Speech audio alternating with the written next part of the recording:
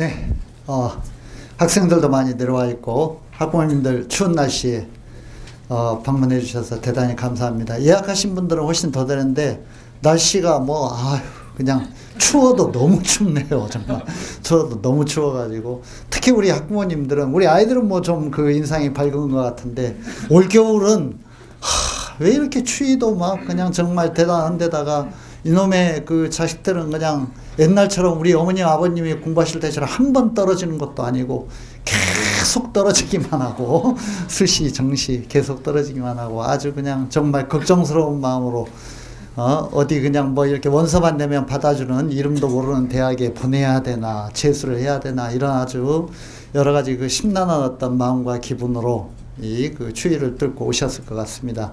오늘 저하고 이제 메가스터디 손주은 회장님의 강연을 진행을 할 텐데 그 강연을 듣고 나면 조금 더 편안한 마음으로 돌아가실 수 있지 않을까라는 그런 생각이 들고요.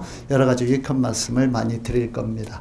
어쨌든 추운 날씨에 오신 거 따뜻한 어떤 그런 가슴으로 환영하면서 다시 한번 정중하게 인사드리고 시작하겠습니다. 반갑습니다. 순서를 이렇게 보시면 요점을 정리해놨는데 이거하고 상관없이 진행을 할 거고요. 대입 특성과 대응 방안, 재수 성공 전략 이렇게 돼 있는데 대입 특성과 대응 방안은 지금 부모님들이나 학생들 그냥 공부 열심히 하면 되지 이런 거 몰라도 됩니다. 저희 선생님들이 얘기해 줄 거고 6평, 9평으로 가면 자세한 얘기를 그때 할 거예요.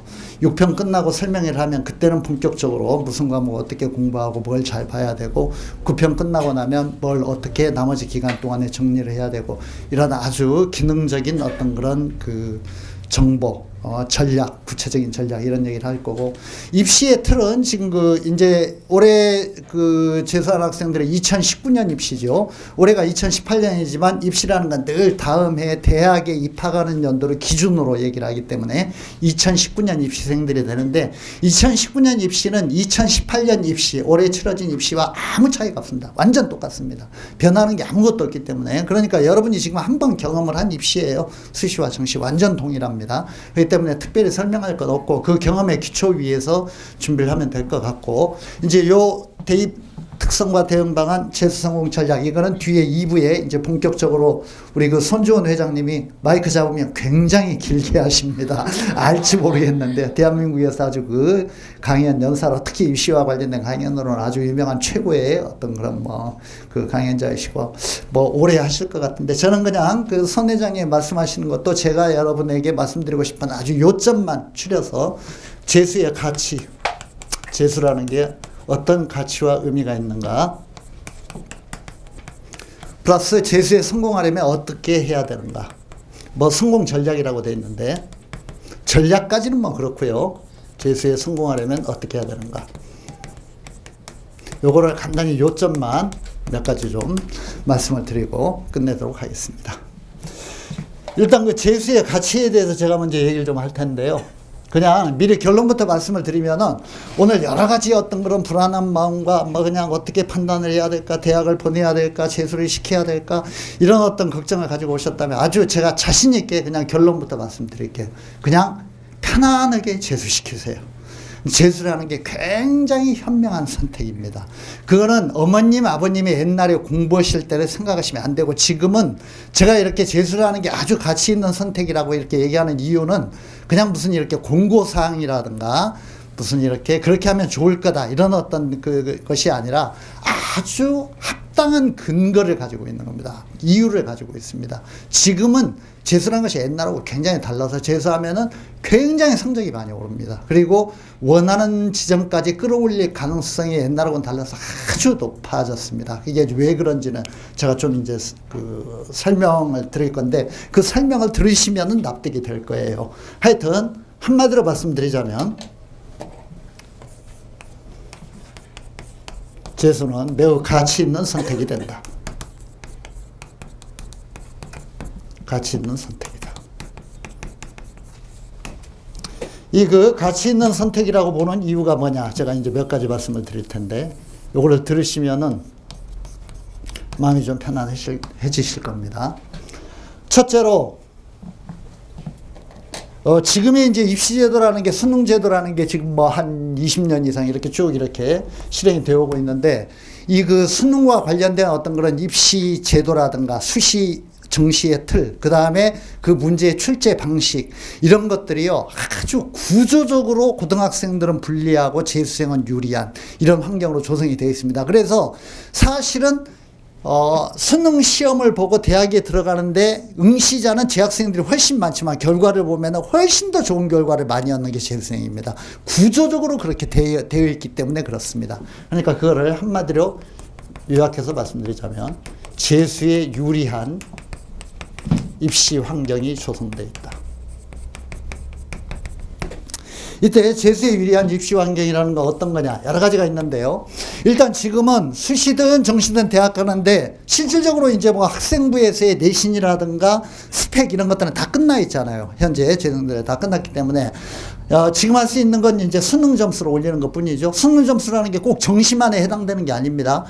부모님들이 이미 알고 계실 것 같은데, 수시에서도 수능이라는 게 굉장히 중요한 겁니다. 수시에서 내가 여러 가지 스펙이라든가 내신이 어느 정도 그 대학에 갈 만한 능력이 되는데도 그 지옥 같은 수능 조건, 뭐 몇 등급 몇 개, 뭐 이런 것들에 걸려가지고 그냥 무슨 최종 면접도 못 보거나 무슨 시험도 못 보고 그냥 이렇게 떨어져 버리는, 처음에 걸릴 때 이렇게 떨어져 버리는 그런 일들이 굉장히 많이 있으셨죠. 수시 원서 돼가지고. 그런데 그 수시의 수능 조건을 관찰하거나, 정시는 뭐 전부 다 수능 점수이기 때문에 현실적으로 남아있는 건 수능 점수를 올리는 게 제일 중요한 거고, 수시든 정시든 수시에서도 큰 영향을 미치고 이런 건데, 그 수능 시험이라는 것이 무조건 공부를 하는 것이 아니라 수능에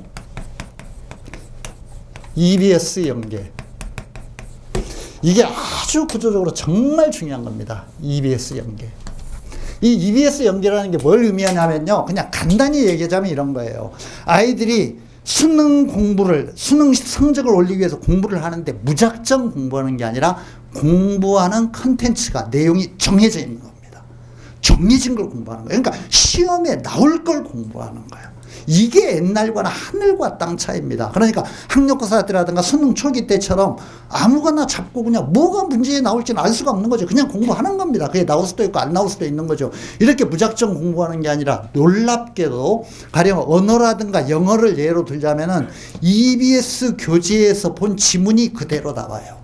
그 작품이 그대로 나와요. 그 문제가 약간씩 변형되어서 이렇게 나와요. 이게 이제 사교육 방지를 위해 가지고 무슨 비싼 과외 안 시키고 EBS 방송만 보고 전 어떤 그런 고등학생이 공부하도록 만들겠다, 이런 이제 취지로 그 EBS 연계를 도입을 한 건데, 이게 교육적으로 공교육의 어떤 그런 중심에 있지 않은 EBS가 이렇게 모든 고등학생들의 운명을 좌우하는 어떤 그런 출제에 영향을 미쳐야 되느냐, 이게 교육적으로 옳은 일이냐 그런 일이냐, 저는 이거 잘 모르겠습니다. 이건 참 굉장히 미묘한 문제인데, 어쨌든 현실적으로 EBS와 관련이 돼 있고 거기서 문제가 나온다는 거, 이건 대단히 중요한 겁니다. 그걸 보면 문제에 나오는 거예요. 그래서 제가 애들 졸고 있는 녀석들한테 제가 이렇게 교실에 돌아다니다가 그런 얘기 많이 합니다. 앞으로 그런 얘기 많이 듣게 될 거야. 아직은 안 했지만, 야, 그 교재 보고 잠이 오냐? 그 지문이 나중에 시험에 나올 텐데, 수능 시험장에서 그 문제와 그 지문을 네가 만나게 될 텐데, 그 책 보면서 지금 졸음이 와? 그걸 수능 시험장에서 보게 될 텐데, 제가 이렇게 얘기를 한다고. 근데 실제로 그렇다고, 실제로. 몇 년 전에요, 제가 좀 이따 얘 이름은 또 들 겁니다. 우리 학원에서 한 5년 전에 공부했던 녀석인데, 이선재라는 녀석이 있습니다. 이선재. 이런 녀석이 있는데, 아까 우리 그 사회자분께서 우리 그 합격수기 얘기했는데, 우리 수업 메가스터디 홈피에 들어가 보면 여러 정말 놀라운 어떤 그런 결과를 기록한 이렇게 이 학원에서 공부했던, 여기서 똑같이 나의 강연을 듣고 무슨 1년 동안 공부해가지고 놀라운 어떤 결과를 기록했던 학생들의 그 합격수기 나와 있는데요. 그 중에 이렇게 공부하다 지칠 때 읽어보면 큰 어떤 힘이 되고 용기를 줍니다. 근데 거기에 이선재의 합격수기도 있거든요. 그 이선재가 합격수기에 쓴 말입니다. 이선재가 어떤 학생인지 내가 얘기를 안 했구나. 이 녀석이요, 놀랍게도 이 학원에서 공부를 해가지고 전부 강남 메가스터디나 강남 대성이나 뭐 이런 데서 그 공부한 녀석이 아닙니다. 대단히 우수한 녀석도 아니었어요. 이 이선재가요, 이 화성고등학교 출신인데 서울 시립대를 떨어졌어요. 시립대학이 좋은 대학이긴 하지만 뭐 서울대처럼 최고의 대학도 아니잖아요. 이걸 떨어졌다고. 얘가 딱 1년 동안 야간에서 공부했어요. 그런데 놀라지 마십시오. 무슨 1등급. 아니, 1년 동안 공부해가지고 전과목 1등급 막 이런 애들은 뭐 부지기수로 너무 많아서 그건 얘기할 필요도 없어요. 얘가요, 1등급을 맞은 게 아니라 수능 만점을 맞았어요. 퍼펙트 만점, 원점수. 다 맞았다고, 수능을. 1년 동안 시립대를 떨어진 녀석이, 시립대를 시험 봐가지고 떨어진 녀석이 뭐 얼마나 공부 많이 했겠습니까? 그런 녀석이 1년 공부해가지고 수능을 다 맞았어. 만점을 맞았다고. 물론 서울대도 합격하고 연대도 합격하고 전국 수석이니까 다 맞았으니까 합격했죠. 얘가 그 합격 수기에 뭐라고 썼느냐. 그 합격 수기 중에 가장 인상적인 게 이거 명심, 학생들도 명심을 하고 합격 수기에 뭐라고 썼냐면은 나는 선생님들이 하라는 대로 모든 EBS 연계 교재를 5번 정확하게 정독했습니다. 이거 한 말이에요. 5번 슬렁슬렁 한 게 아니라 정확하게 정독했습니다. EBS 교재를 5번 정독하면은 이런 대박을 낼 수 있다고요. 시립대를 떨어진 녀석이 1등급으로 올리는 게 아니라 수능 만점을 맞는다. 이게 현재 어떤 그런 입시 그 과정이에요. 그래서 공부할 내용이 정해져 있기 때문에 공부한 게 시험에 나오기 때문에 그래서 지금은 좀 이따 제가 그 구체적인 어떤 통계 수치를 보여드리겠지만 상상을 초월합니다. 뭐 애들 성적 올리는 게 재수생들은 그러니까 고3생들은 학교 내신이라든가 수시 준비라든가 막 어수선해요. 근데 우리 재수생들은 아무것도 할 게 없기 때문에 오로지 미친 듯이 1년 동안 수능 공부만 EBS 교재만 잡고 매달리는 거예요. 그러니까 뭐 성적이 올라갈 수밖에 없는 겁니다. 특히 뭐 고3생들은 이런 얘기하면 다 알고 있을 텐데 이 수능 시험에 EBS 연계라는 게 여러 가지 또 그 공부하기에 유리하고 성적을 올리기에 유리한 어떤 그런 조건들을 만들어냅니다. 이게 이제 연계된 요소들이 뭐냐면 수능 문제의 유형화예요. 수능 초기에는 요즘 학부모님들은 수능 초기 세대들도 계시던데 수능 초기에는 이게 수능이라는 게 과목 연계로 해가지고 어떤 적용과 상상 이런 것들을 바탕으로 그 변해가는 어떤 그런 정보세에 맞는 시험 출제 유형을 학력고사 시대와는 다르게 개발한 시험에서 굉장히 어려웠습니다. 수능 문제라는 게 굉장히 어려운 거예요. 이게 학문 간의 통섭, 적용 이런 것들을 바탕으로 하기 때문에. 근데 이게 너무 어렵고 아이들이 공부한 내용과 실제적으로 점수가 별로 연결되어서 나오지 않고 이러다 보니까 엄청난 비판이 일어나면서 지금은 수능 문제라는 게 약간 좀 형태가 정해졌습니다. 예를 들자면 이런 거예요. 10년 전, 5년 전에 출제되었던 문제들이 계속 반복되어서 조금씩 같은 형태로 출제됩니다. 그래서 우리 아이들을 공부시킬 때 가장 많이 공부시킨 게 뭐냐면 기출 문제예요. 기존의 문제들이 변형되어서 나오는 거야. 조금씩 문제은행식이 되었습니다. 그러니까 그것도 공부할 내용이 다 정해져 있는 거야.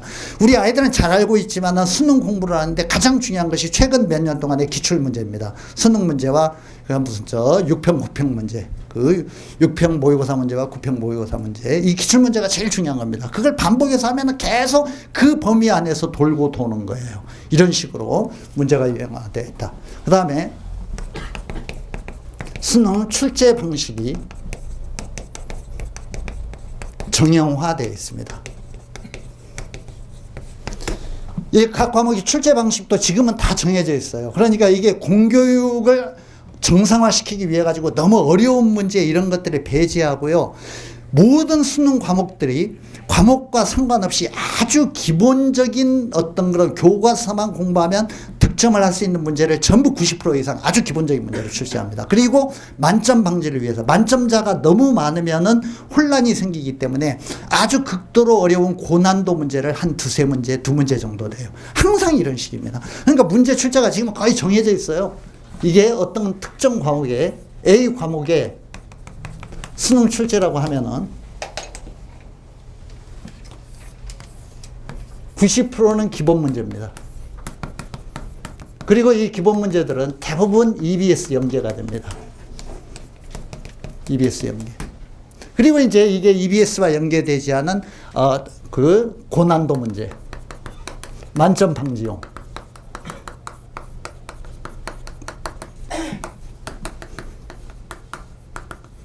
이런 식으로 되어 있습니다. 그러니까 뭐 조금 학력이 부족한 학생은 여기까지만 내가 득점하겠다. 여기까지만 득점을 해도 1등급 안에 진입이 가능합니다. 이런 식의 전략적인 어떤 공부를 할 수도 있고, 물론 이제 더 충분히 공부를 하면은 만점을 노릴 수도 있고, 그러니까 지금은 조금만 공부를 하면요, 재수생들이 이 성까지는 다 끌어올려요. 대부분 열심히 하면은. 물론 이제 아주 불성실하거나 아주 기본적으로 뭔가 그 학력이 부족해가지고 좀 그런 아이들은 뭐 문제가 있겠지만은, 학원이 그동안에 갈고 닦은 노하우로 여기까지 끌어올려주는 일들이 아주 하다합니다. 좀 이따 이렇게 통계를 보게 되겠지만은. 이런 면에서 이제 EBS와 연계시켜가지고 수능 출제를 한다. 수능 문제가 아주 어떤 그런 그 형태가, 내용이, 그 패턴이 정해져 있다. 그 다음에 출제 방식도 아주 기본적인 문제 대다수와 특별히 어려운 문제 두세 문제, 이런 식으로 출제 방식이 정형화되어 있다. 이런 면에서 이런 것들을 예측하고 나올 내용을 가지고 공부를 하기 때문에 성적이 오르지 않을 수가 없다는 것이죠. 또 하나는 영어가 절대평가가 되면서, 재수하면서 단기간에 지금 한 8개월에서 한 10개월 정도의 성적을 올려야 되는데 영어 학습에 부담이 감소하였다. 이거는 이제 예년의 재수생들과는 또 다른 올해 수험생들의, 올해 재수생들의 유리한 점이죠. 국어와 수학에만 올인하면 됩니다. 물론 영어도 공부는 조금 하기는 해야 되는데, 영어는 뭐 절대평가이기 때문에 조금 하면은 금방 내가 1, 2등급 안으로 진입할 수 있거든요. 영어 학습에 부담이 감소하였고, 이런 면에서 이제 집중적으로 국어와 수학을 공부하면은 충분히 어떤 그런 성적을 올리는 게 가능하다.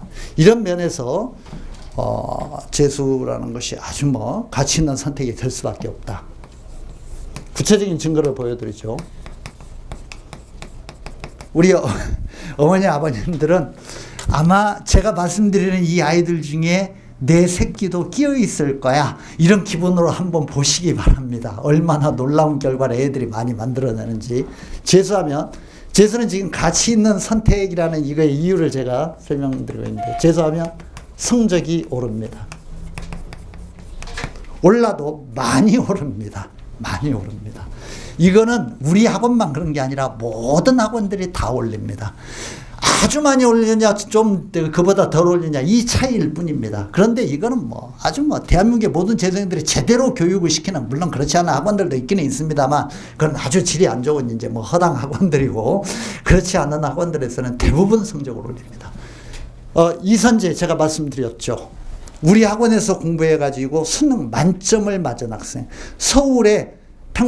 인서울의 평범한 대학 중 하나인 시립대를 떨어지고 수능 만점을 이 학원에서 공부해가지고 기록한다라는 거, 이게 가능한 겁니다.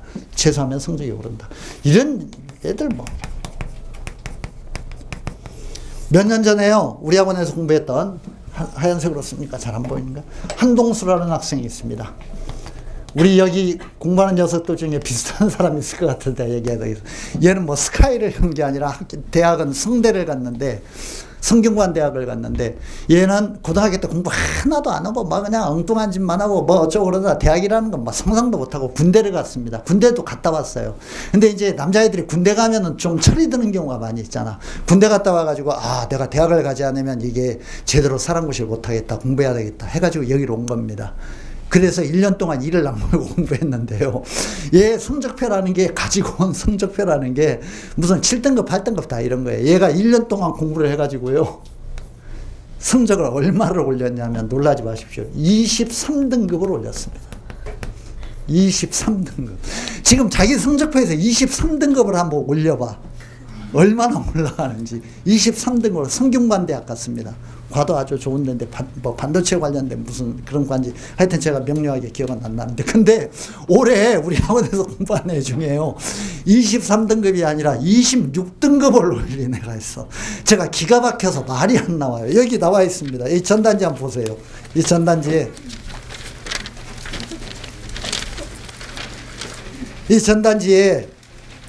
그 뒷면에, 여기 이면입니다. 이면 작은 성적표로 나와 있는 네 번째 칸에, 네 번째 줄입니다. 네 번째 줄 제일 마지막, 민동기라는 애인데, 물론 이제 개인 프라이버시를 위해서 개인 성적표를 노출시키기 때문에 애들이 창피해 하니까 내 이름 나가면 쪽팔려요 그러면서 내 실명은 한자는 빼주세요 해가지고 가운데는 0으로 처리했는데, 민동기라는 애인데 26등급 상서 보고 계십니까? 예. 예? 예? 아, 전단지가 작은 건가? 아, 그래요? 좀 큰 전단지가 있어야 되는데. 예. 아, 보입니까? 있어요? 예, 그 민동기를 하는 데 보면은 698878입니다. 수능 성적표가. 얘가 고등학교 때 받은 성적표가. 그런데 523154. 아니, 국영수만 보세요. 2등급, 3등급, 1등급이야. 국수영이. 그러니까 이게 아주대 정도 갈 정도는 되는 거야. 이게 고등학교 졸업할 때 성적표를 보시라고요. 698878. 이게 이제 말하자면 뭐 고등학교 때는 이 공부를 하는 거 아예 담을 쌓은 애의 성적표죠. 그런데 이렇게 해가지고 이 정도 성적을 올린다는 거. 우리 그거 본 김에 한번 보자고. 이게요. 제가 다시 한번 말씀드릴게요. 제가 이거 보고 있는데 이게요. 메가스터디 전체 애들의 표본 중에서 발군의 성적을 낸 애들이 아니에요. 우리 수원 메가스터디에서 공부한 애들이야. 그리고 몇 년 동안 공부한 애들 아니야. 그렇게 막 그냥 몇 년 동안의 통계 모아가지고 가짜 광고하는 학원들 굉장히 많아요. 이게 올해야, 올해. 올해 단 1년. 그리고 우리 학원에서, 여기에서 정신교육 받고 이 학원 위층에서 공부해가지고 성적을 낸 애들의 결과인데요. 그거 한번 보면서 한번 이렇게 확인을 해보시고 특히 유의하셔서 봐야 되는 게 우리 학생들 잘 보라고 수학 성적이 어떻게 변하는지. 처음에 왼쪽에 제일 왼쪽부터 보겠습니다. 이경민이 133333에서 111121 3에서 수학은 3에서 1이 되었죠. 서은빈이 가운데 그 이름은 제가 이제 본래 우리 학생들이기 때문에 이름을 불러주고 있습니다. 152311에서 111212 밑에 이예은 444445에서 321123 오른쪽에 조유나 25545에서 11112 수학을 잘 보세요. 수학 이인교 253334에서 121111 백준아 245445에서 321211 오른쪽에 조혜연이 123313에서 11111 정선혁이 145233에서 1211141 밑에 44455에서 421224 이게 오른쪽에 박지연이도 대단하네요. 134242에서 11112 이런 식으로 다 올린다고 애들이 전부 다 이렇게 성적이라는 게 전부 올라간다고. 그러니까 이게요 어디 뭐 아주 특별한 애들이 아니야. 여기서 공부한 애들이에요. 여기서 공부한 애들. 저기 뒷면 이 앞면 한번 보시겠습니다. 앞면에 그 전체 통계 한번 볼게요. 우리 학원에서 공부한 모든 재수생 우리 학원에서 평균 500명에서 600명 정도가 매일 공부를 합니다. 600명 정도가 공부를 하는데 걔들이 평균 상승 등급 모든 아이들 평균이 6.2등급이 올라간 겁니다. 평균이. 정말 전혀 과장 없습니다. 있는 그대로의 통계입니다. 그 증거 자료도 다 저희들이 제시할 수 있고요. 그 600명 정도 공부한 애들 중에서 8등급 이상 올린 애들이 149명. 3분의 1 정도 됩니다. 3분의 1 정도. 10등급 이상 올린 애들이 89명. 10등급 이상 올린 애들이. 이렇게 많습니다. 그러니까 이게 성적이라는 건 뭐 그냥 기본적으로 학원에서 시킨 걸 다 따라가면 성적은 무조건 오른다. 이렇게 생각하면 틀림없습니다. 성적이 오르기 때문에 재수는 가치 있는 선택이다. 이렇게 말씀드리고 싶고요. 지금 뭐 회장님이 도착하셨기 때문에 제가 조금 빨리 진행을 해야 될 것 같습니다. 내가 할 얘기는 많이 있는데 회장님이 길게 얘기를 하실 거니까. 세 번째, 이거는 특히 우리 부모님들이 그 좀 이 세 번째 양은 유념해서 좀 그 지켜봐 주셨으면 좋겠고요. 재수가 왜 가치가 있는가? 입시 환경이 유리하기 때문에, 재수하면 성적이 오르기 때문에. 그 다음에 저는 이게 가장 중요하다고 생각하는데요. 정신적 성장의 기회가 된다. 저는 이걸 가장 높이 평가하고 재수에서 가장 의미가 있는 어떤 그런 요건이다라고 이렇게 말씀드리고 싶습니다. 요즘 우리 아이들은요, 물론 이제 요즘 젊은 세대들이 굉장히 옛날보다 취업 경쟁도 어렵고, 대학을 나와도 뭐 그냥 사회생활에 뭐 어렵고, 여러 가지 얘기들 합니다만, 그거는 성인이 되어가지고 사회에 적응할 때 이야기고, 일단 고등학교, 대학교 때까지 생활하는 건 옛날에 우리 부모님 세대와는 비교가 안 됩니다. 너무 편안하죠. 대부분 뭐 애들이 하나나 둘이고, 부모님들 당신은 어떻게 고생을 할지언정 온갖 이렇게 뒷바라지 하면서 애한테 이렇게 공부할 수 있는 어떤 좋은 조건 만들어주고, 이건 뭐 대부분 애들이 다 비슷합니다. 아이들이요, 요즘 아이들은 우리 부모님 세대들처럼 가난이라든가 무슨 뭐 정치적 어떤 압제 상황에서 뭔가 정신적으로 받는 스트레스라든가 이런 거 전혀 못 느낍니다. 그냥 편안하죠. 애들이. 게임하면서 재밌는 거 세상에 많고 그냥 뭐 그 모바일 뭐 기기 만지고 PC 만지고 뭐 이러면서 그냥 재밌게 살고 그러다 보니까 뭔가 삶에서 어려운 상황, 힘든 상황에 부닥쳐 보질 않으니까 어떤 진짜로 내가 극복해야 될 어려운 문제들이 생길 때 그거를 이겨내는 힘이 약합니다. 그냥 주저앉아 버려요. 애들이 너무 나약해요. 애들이 너무 나약해. 제가 이런 말씀 드리면 우리 아이들은 잘 모를 텐데 부모님들은 충분히 공감하실 거라고 생각합니다. 인간은 어려움을 통해서 성장하고 성숙해지는 겁니다. 쉬운 유희라든가 쾌락을 통해서 성숙해지는 게 전혀 아닙니다. 그거는 그냥 인간을 점점 더 말초적인 어떤 그런 그 감각에 빠져드는 그런 어떤 열등한 존재로 만들 뿐이죠. 힘든 걸 이겨야 됩니다. 그게 육체적인 거든 정신적인 거든 그걸 견뎌야 되는데 요즘 애들은 그런 걸 경험할 기회가 없어. 가난도 없고 외부에 힘든 것도 없고 부모님이 뭐 그냥 어렵다고 이렇게 뭔가 옛날 부모들처럼 뭐 이렇게 심하게 야단치거나 뭐 이런 것도 아니고 그냥 대충 편하게 적당히 이렇게 사는 거죠. 애들이 그런 어려움을 경험할 기회가 없어요. 저는 재수생활이라는 게 참 의미 있다고 생각하는 게 뭐냐 하면은 그런 한계 상황 어려움을 겪어보지 못한 우리 애들이 인생에서 진짜 이거 힘든 경험입니다. 일단 내 친구들은 대학에 합격해가지고 뭐 미팅하고 즐겁게 다니는데 진짜 학원생이라는 게 기죽는 거죠. 아무 의미가 없잖아. 그냥 이렇게. 그리고 지금 앉아있는 이 딱딱한 의자에 지금은 9시까지 오지만 너희들 정규반 개강하면 8시까지 와야 돼. 알고 있어? 네. 예. 아침 8시에 와가지고 밤 11시에 갑니다. 15시간 앉아 있어야 됩니다. 이걸 이를 악물고 견디는 거예요. 이 생활을 하는 겁니다. 근데 이게요, 참 놀랍게도 진짜 인간이라는 게 묘한 게 뭐냐 하면은 게임할 때보다도 친구들하고 뭐 이렇게 몰려다니면서 술 먹고 담배 피고 뭐 수다 떨고 뭐 그냥 당구 치고 뭐 온갖 이런 어떤 재밌는 놀이 하던 때보다도 이 딱딱한 의자에 앉아서 15시간 고통을 견뎌냈던 힘든 걸 이를 악물고 견뎌냈던 이 경험이 얘들의 인생에 큰 자양분이 되어줍니다. 애들이요 나중에 정말 의미가 있었습니다. 제 생활하는 게. 이런 얘기들 참 많이 합니다.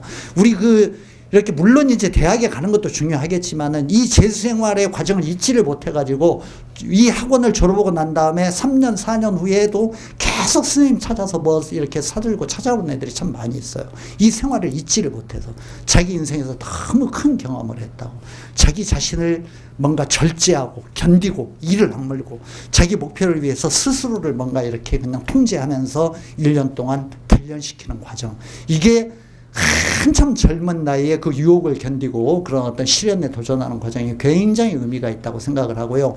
인생에서 꼭 점수 얻고 대학에 가는 것 그 과정만이 아니라 큰 의미가 있는 과정이다라고 저는 생각을 합니다. 그런 면에서 이게 정신적 어떤 그런 성장의 과정이 되어주고 이런 면에서 그냥 크게 이렇게 부모님들이 고민하실 필요 없이 우리 아이들에게 이런 어떤 선택을 해 주시면은 아이들이 한 번 더 자기 인생을 레벨업 시키고 성장시킬 수 있는 기회가 될 수도 있다라는 거 이런 말씀 드리고 싶습니다. 내가 조금 뭐 할 얘기가 많은데 회장님 도착하셨다니까 요점 그냥 재수에 같이 얘기했고요. 재수에 성공하기 위해서 어떻게 해야 되는지 이것만 간단히 몇 가지 요점만 말씀드릴게요. 재수에 성공하려면 어떻게 해야 되느냐. 세 가지 말씀드릴 텐데 이거 꼭 학생들도 명심하고 부모님들도 명심하고 가슴에 간직하고 돌아가시기 바랍니다. 일단 점수를 올리고 성적을 올리고 원하는 대학에 가려면 무엇이 가장 중요하냐. 가장 중요한 게 뭐냐면 학원도 강사도 교재도 이런 것들 하나도 중요하지 않습니다. 하나도 중요하지 않다기보다는 거의 의미가 없습니다. 아주 부분적인 요소일 뿐입니다. 부분적인 요소일 뿐입니다. 가장 중요한 요소가 뭐냐. 일단 재수를 하는데 제일 중요한 게 뭐냐면 내가 나태한 생활을 했다. 내가 반성해야 된다.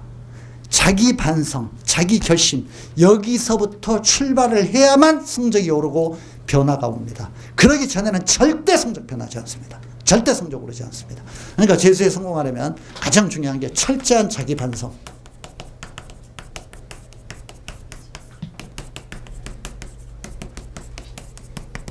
결의. 이것이 중요하다. 우리 재수생들은 우리 그 이미 와 있는 학생들은 좀 있으면 이제 며칠 후면 내가 정신교육 들어갈 겁니다. 무시무시한 잔소리 이제 내 막 그냥 그 훈계 듣다 애들이 막 울기도 하고 지금은 웃지만 울기도 하고 제가 엄청나게 야단 많이 치는데 반성하도록. 이게 저는 이렇게 생각합니다. 19살, 20살 먹은 이 나이의 애들은요, 내면에 엄청난 에너지를 가지고 있습니다. 이 바이오 리듬이 인생에서 가장 활발한 시기예요. 그러니까 마음만 먹으면 아까 이선재가 만들어낸 그런 기적, 시립대로 떨어진 녀석이 수능 만점을 전체를 다 맞추는 이런 어떤 기적을 만들어내는 게 가능합니다. 근데 그 기적을 왜 못 만들어내냐? 이게 맨날 주변 사람들한테 핑계대고 자기가 잘못했다는 생각을 하지 않기 때문이야. 우리 아이들이 계단 오르내릴 때 선생님들이 아이들에게 정신교육 시키기 위해서 경구라든가 격언 이런 거 많이 붙여놨습니다. 그 중에 이런 말이 있어요. 제가 참 멋진 말이라고 생각했는데 지나가면서 봤는데, 지금 이 순간 내가 바뀌지 않으면 아무것도 바뀌지 않는다. 명심해야 됩니다. 학생들은 명심해야 되고, 부모님들도 아이들에게 좋은 학원, 좋은 교재, 좋은 과외 강사 이런 것보다 훨씬 더 중요한 게 바로 그 정신이라는 거, 이걸 명심하셔야 됩니다. 지금 이 순간에 내가 바뀌지 않으면 아무것도 바뀌지 않는다. 제가 아이들에게 야단치는 내용입니다. 너희들 대학 못 가고 여기 와 있는 게 부모님이 능력 없어가지고 비싼 과외 안 시켜줬기 때문이야? 그런 거 아니잖아. 너희들이 공부 안 했잖아. 나태하게 살았잖아. 좋은 대학 가는 친구가 열심히 공부할 때 너희들은 놀았잖아. 담배 피웠잖아. 돌아다녔잖아. PC방 가서 게임했잖아. 맨날 핸드폰만 들여다보고 희낙낙했잖아. SNS하고 떠들었잖아. 그러니까 대학을 못 갔지. 누구를 탓해? 제가 이렇게 야단칩니다. 이런 자기 반성에서부터 내가 잘못했다. 나의 삶이 바뀌어야 된다. 내가 여기서부터 새로운 첫걸음을 내디뎌야 된다. 이걸 제대로 중심을 잡으면은 그 다음부터는 걱정할 하나도 없습니다. 공부는 저절로 됩니다. 저절로. 그 반성만 하면. 그게 잡히는 게 가장 중요한 거고, 부모님들도 제일 신경 쓰셔야 되는 게 그거예요. 거기에 제일 신경을 쓰셔야 된다는 거 뭘 의미하냐면 이런 겁니다. 애들이 요령 따질 때 어느 학원을 가면 점수를 올릴 수 있을까? 어떤 선생님한테 수업을 들으면 점수 올릴 수 있을까? 다른 아이들과 똑같은 시간을 공부하고 점수를 더 많이 올리는 방법이 없을까? 이런 요령 따질 때 택도 없는, 터무니없는 생각이라고 야단치셔야 됩니다. 자, 말씀드릴게요. 제가 이런 전문가입니다. 이런 일을 하는, 이런 일만 수십 년 해온 사람입니다. 우리 학생들도 잘 들어요. 남들보다 적은 시간 공부하고 남들보다 성적을 많이 올리는 방법은 세상에 없습니다. 그런 방법은 없어요. 그런 방법을 찾으면서 사기꾼이 되고 요령꾼이 되고 사회의 지탄을 받는, 손가락질 받는 사람이 되는 거야. 그런 방법은 없어, 세상에. 정직하게 그대로 가는 방법뿐이야. 내가 한 만큼 결과가 나와. 내가 열심히 노력하는데 비례해서 성적이 올라가. 이거를 믿어야 돼요. 다른 생각을 가지면 안 돼. 그건 아주 정비례야. 정확하게 비례하는 거라고. 내가 나중에 정신교육할 때 얘기하는 겁니다. 요령을 부리면 안 되고, 핑계. 학원이 어째서, 교재가 어째서, 뭐가 어째서, 담임이 잔소리해서, 친구가 옆에 앉은 짝이 어째서. 이래? 우리 스님들, 아마 애들은 벌써 약간 익숙해졌을 겁니다. 우리 스님들이요, 가장 많이 주문하는 게 뭐냐면 절대 떠들지 마라. 입 열지 마라. 입 꾹! 스님들이 맨날 강조하는 겁니다. 잘 들어요. 잔소리를 안 하고 입을 다물고 있는 것과 성적이 비례하기 때문에 스님들이 입 다물고 있으라고 하는 겁니다. 어디 가가지고 뭐 스님 수업이 어떤 것 같아, 교재가 어떤 것 같아, 학원이 어떤 것 같아, 원장이 꽂았어, 뭐 어쩌고 막 이런 얘기 하면은 자꾸 남에게 핑계를 대게 되고 내 자신이 노력을 해가지고 성적을 올려야 된다는 그 성찰의 정신이 자꾸 부족해지게 돼. 그러면은 집중력이 떨어져. 남한테 핑계를 대기 때문에 공부가 안 돼. 나를 돌아다봐야지. 내가 어떻게 하고 있는지를 봐야지. 남을 보면 안 돼. 옆에 누가 앉는 그게 뭐가 중요해? 전혀 중요하지 않아요. 그러니까 자기 자신에게 집중을 해야 된다고. 그런 면에서 재수에 성공하려면 아주 처절한, 철저한 자기 반성과 결심이 있어야 된다. 거 말씀드리고 싶고. 두 번째, 적절한 학습 환경의 조성.